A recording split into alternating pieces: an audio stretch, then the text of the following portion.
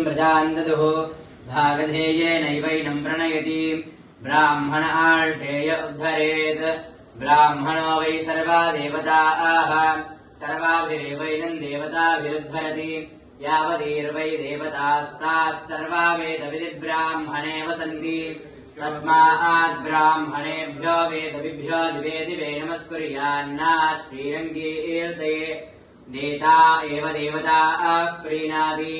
पर्या आप्त्या अनन्तरायाय सर्वस्तोमोतिरास्त्र उत्तममहर्भवति सर्वस्याप्त्यै सर्वस्य नित्यै सर्वमेव तेना आप्नोति सर्वम् जयति शतञ्जीव शरदो वर्धमान इत्यभिनिगमो भवति शतमिति शतन्दीर्घ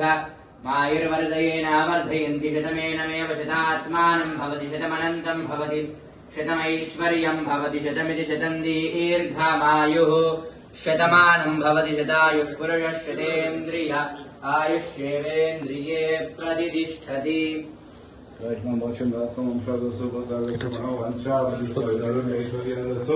व्यापारस्थले श्री महाकाली महासरस्वती